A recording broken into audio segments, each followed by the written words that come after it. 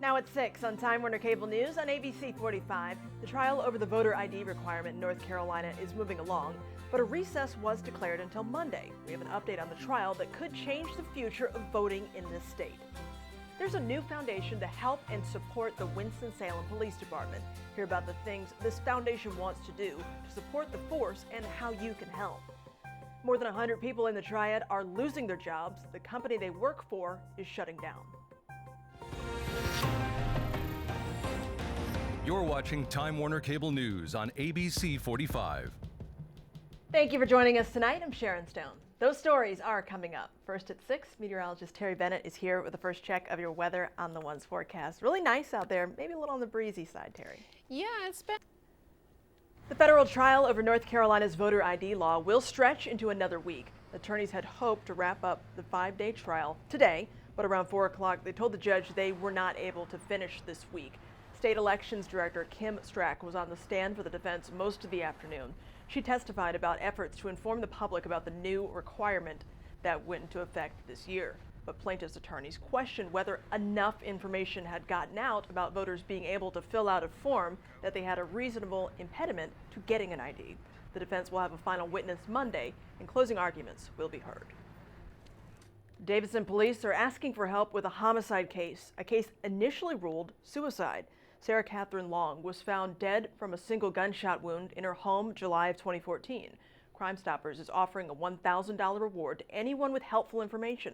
The number to call, 704-940-9612. This Reedsville man is facing murder charges. Police in Eden found a woman dead in the streets yesterday morning. 29-year-old Carl Ellington Jr. is charged with 1 count of first-degree murder and the death of 20-year-old Briandra Patrick. Eden police found Patrick near the intersection of South Avenue and Merriman Street. Ellington is scheduled to appear in court February 11th. The Dobson Police Department is mourning the loss of one of their own officers. Patrol Officer David Alexander Wilmoth died last night when he lost control of his personal vehicle. According to the Dobson Police Department, the accident happened on Interstate 77 at around 11 between the Mount Airy and Dobson exits. Wilmoth was off duty and he was pronounced dead at the scene. Wilmoth was 23 years old. Visitation services will take place tomorrow at the Dobson First Baptist Church from 5 till 9 p.m. Wilmoth will be buried on Sunday. And the Greensboro Department says one of its officers is out of the hospital this evening. Police say a drug suspect intentionally hit him with a car last night. They say 26-year-old Ryan Parsons drove an SUV into Officer TJ Kilmer in the parking lot of KT Express, a convenience store on Wendover Avenue.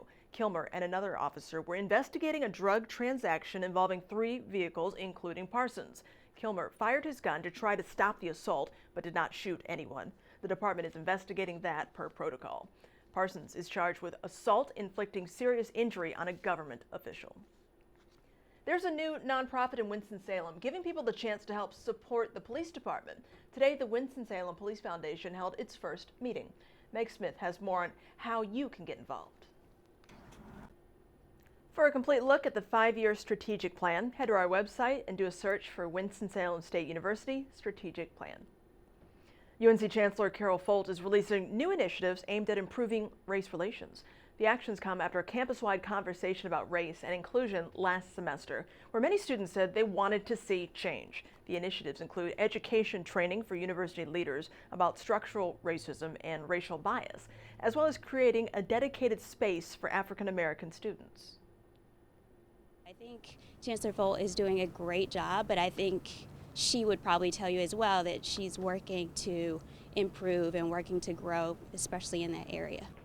Other initiatives include developing an exhibit that will focus on the history of race within the university. Still to come here at 6 o'clock, a Triad University releases a new theory on how to get out the young vote, their method of getting young people interested in politics after the break. With the snow melted and roads cleared, it might be time to get your car washed. Experts say that salt and grime that accumulates on your vehicle leaves an impact. The general manager of a Triad car wash says all the brine from the roadways can be corrosive to your undercarriage and damage your paint. One customer we spoke with says washing away the grime was at the top of his to-do list. A car is an expensive machine, needs to be maintained and taken care of, and get the salt off to prevent future problems. AutoBell has extra staff to meet high demand. The manager says customers shouldn't have to wait more than 15 minutes. We're days away from the Iowa caucuses. A new Wake Forest University study offers some ideas about what it takes to get younger voters engaged in the political process. Amara Mokwe explains what researchers found. The study considered two groups of students who attended Wake Forest from 2001 to 2005. The Panthers continue preparing for the Super Bowl, and they are ready to head west. We'll have that story in sports. Plus, the Zika virus is spreading to more countries and more people are being infected. Could a vaccine be available soon? Here's tonight's Carolina Minute. Health officials are reporting another flu death in the state. One person died during the week ending January 23rd because of the flu. This is the second death since the flu season began in October. Physicians are continuing to urge people to protect themselves from the virus. This former prison guard is charged with having sex with inmates at Raleigh's women's prison. According to indictments, 32-year-old Bishmay Allah had sex with 4 inmates between June and August last year. He was fired in November. In 2012, he resigned from a prison in Virginia after being accused of having a sexual relationship with a female inmate. A Robeson County boy killed last Sunday by 3 pit bulls will be remembered this weekend by family and friends. 7-year-old Talon West was attacked while playing with his siblings near their home. His brother was also injured. Visitation will be held tonight, and his funeral will start at 2 tomorrow afternoon at Floyd Memorial Chapel in Lumberton. These stories and more are available anytime on Time Warner Cable News.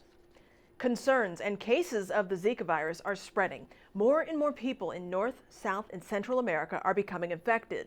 The mosquito-borne illness has been linked to birth defects. In Brazil, thousands of babies have been born with abnormally small heads. Talks of a vaccine are underway, but we talked with a Duke Hospital doctor who says it would be a while before it's available. So I think we need to be thinking about Zika at the moment, understanding that we're not going to have a vaccine for probably at least a 5 to 10 year window. Medical experts say clinical trials could begin as early as this year.